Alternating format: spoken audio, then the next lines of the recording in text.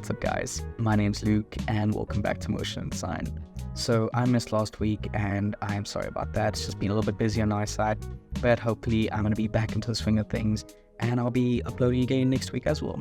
So I recently put out a commercial doing a fragrance ad and I had quite a few people messaging me asking me how I did the lighting.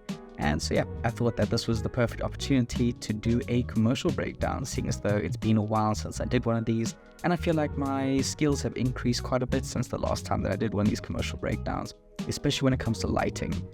So yeah, hopefully I can help you guys increase your lighting skills. So this is not the most crazy advanced ad, but I thought it looked really nice and I got some really good, you guys said it was nice, so yeah, I'd just show you guys how I did it. So let's break it down. Although before we start, if you're interested in this type of content, please consider liking and subscribing. And if you're interested in the project files, I will be putting them up on Patreon. They just won't include the actual bottle just because I can't really share that. But yeah, all the scene files should be up there if you guys are interested in that. And there's a bunch of other tutorials and other project files. But enough selling, let's get into this. So let me just show you what this ad looks like. We can just watch it together quick.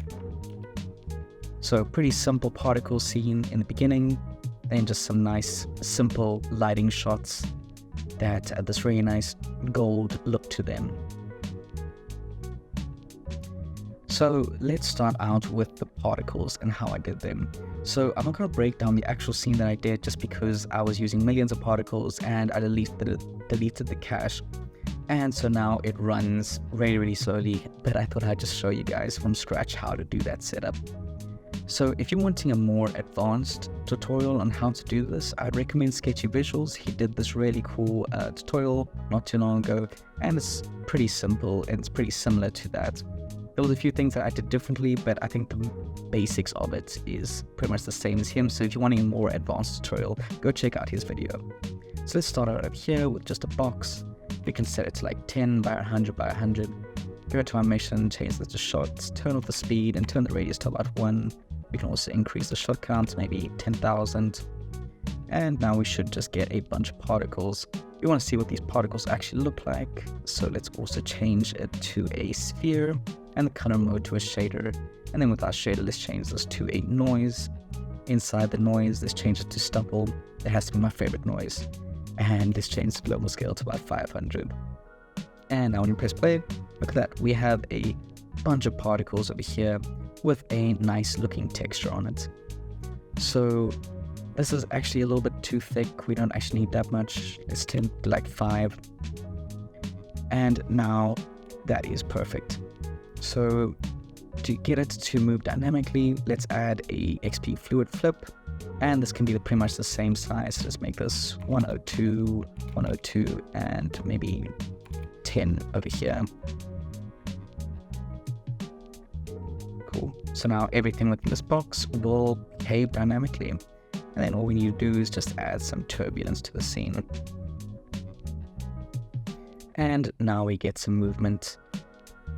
We can probably increase the scale by a bit, and we get this nice movement over here.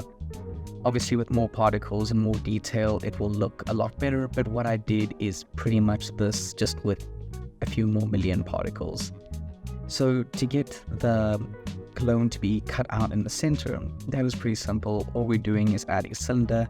Let's make this a little bit smaller. And let's just increase the segments by a bit. And then inside of here, let's add a Cydium XP Collider, and let's just change this to any. We can hide this for now, and if we press play again, it works, but it does not work very well. Why it is doing that, I have no idea. Actually, I do have an idea why it's doing that. It's doing that because of the fact that the voxel size over here is set to 10. If you made this smaller, you would get a better result. We can also go over here, turn on solid objects and accurate collisions. Press play again.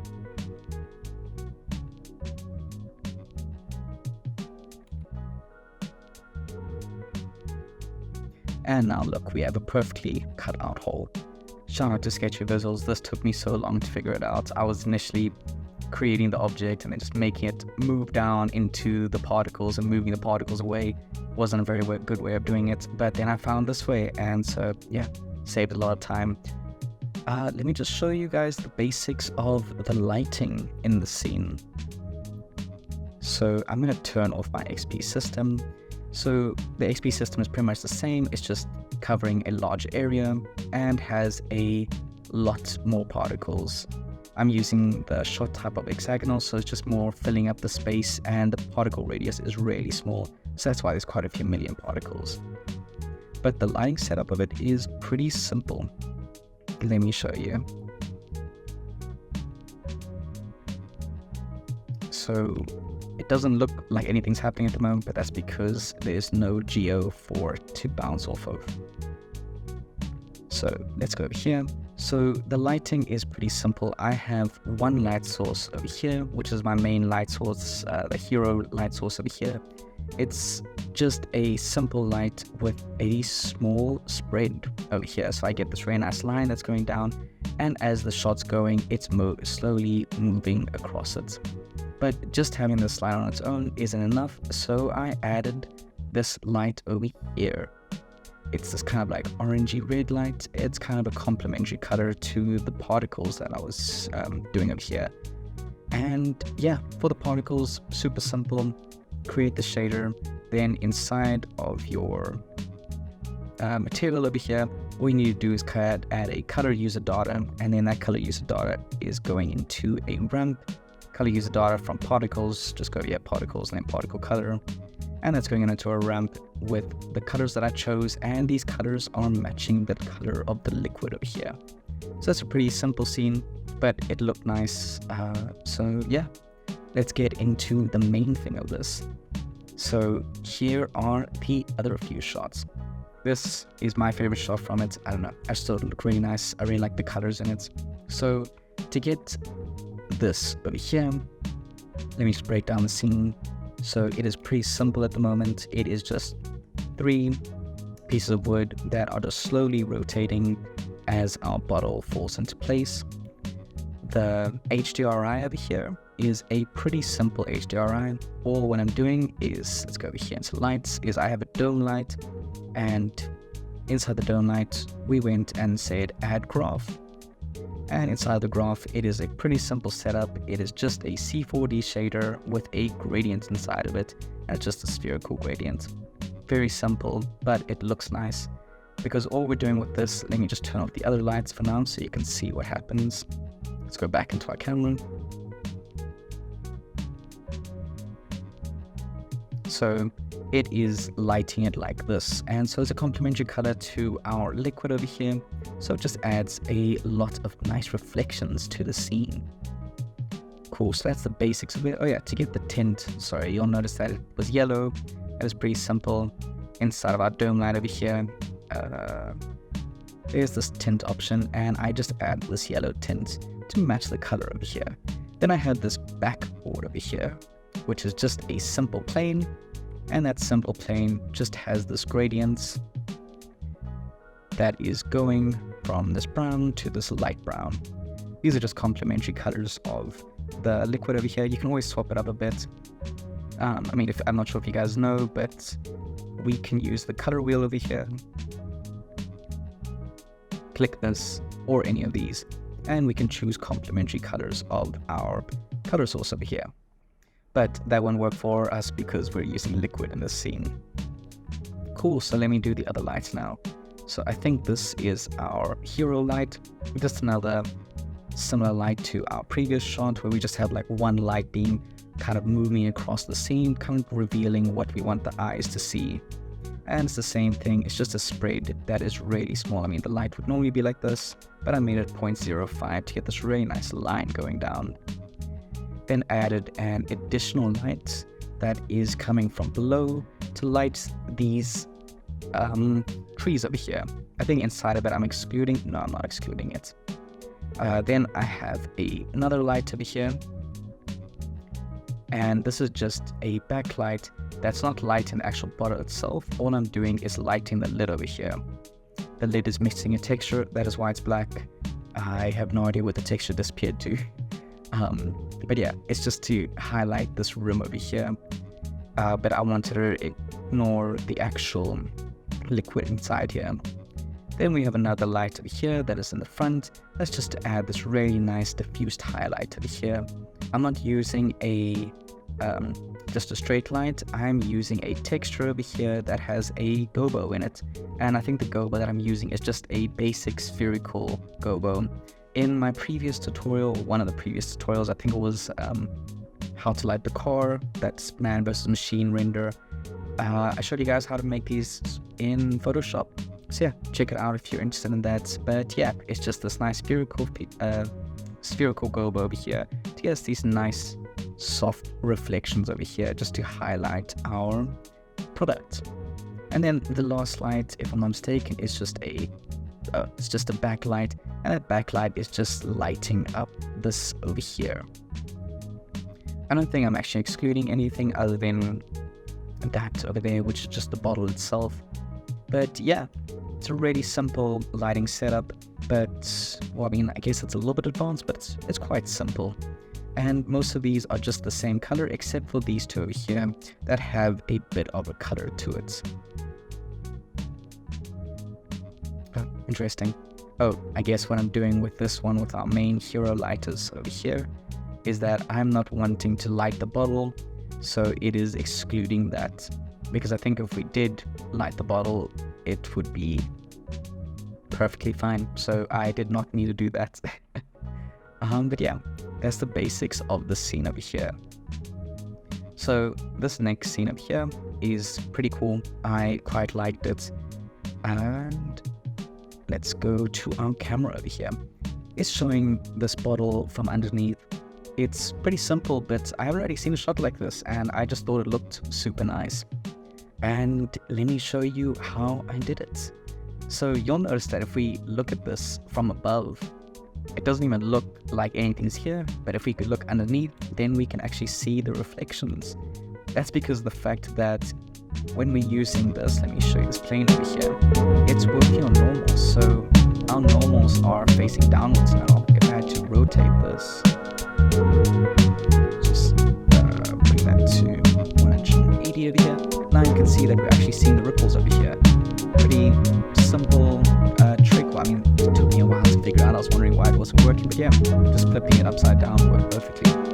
And all I'm doing with the texture over there is I just have a noise bumped into the bump map, and that's just animating very slightly over time.